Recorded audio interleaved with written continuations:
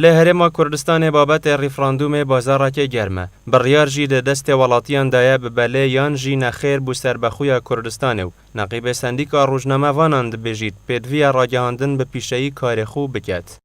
کردنەوەی کەمپین تەڵقینکردنی خەڵکە و ڕێگرتنە لە ئازادی چووکە من شخصی من دەڵێن بەڵێ بۆ ڕێفراندۆم پێشوەختە خەڵک تەڵقین دەکا و ئەو وەزیفەی مێدیا نییە قەراری مسبق بدا لەسەر ئاراسەکردنی خەڵک بۆ نەخێر و ڕێگەگرتنە لە ئازادی من دەگەم بەڵەیە.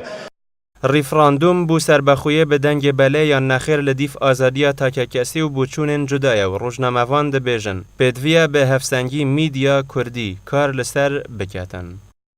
ویدا دوید ریس لهر بریاره کی بتدان. جبرکو اف کسی بشته بله.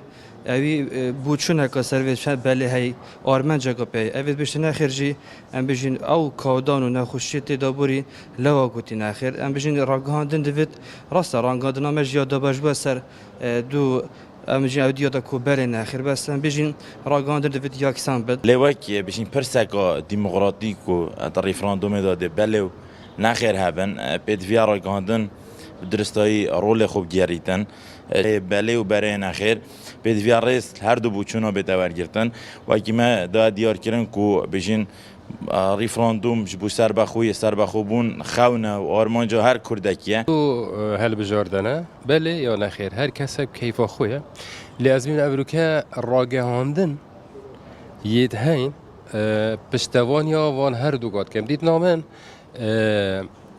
خلقی کردستانی بلا آزاد بید بله هر راگهاندن اگجی لازمه بزانید و آخه خینال سر رشتی و آخه دردسریا دیتی ابروکه جزء که معظن سر پشت راگهاندن اگجی پشتوانیا بله بکد بو کردستان بدیت نامنا کسوکی و پشتوانیا وان کساج بکد اوید بیشن بله بو ریفراندومه اف کسین نخیر هی اوشید آزادن کردستانی دا لی خرابه بیت شهر راگهاندنیت نوبرا بله و نخیر دا اگر راگهاندم شد یا بلاین لدیف دم دیارگیری بریار 25 نه ولاتیان هرما کردستان برکا دنگدان بریار چارنویست خوب بدن که آیا دگل عراق فدرال بمینن یانجی سربخو بنو لسروی پرسیجی درباره رول راگهاندن روزنامه‌وان دبیجن پیدویه یا هفسنگ بیت.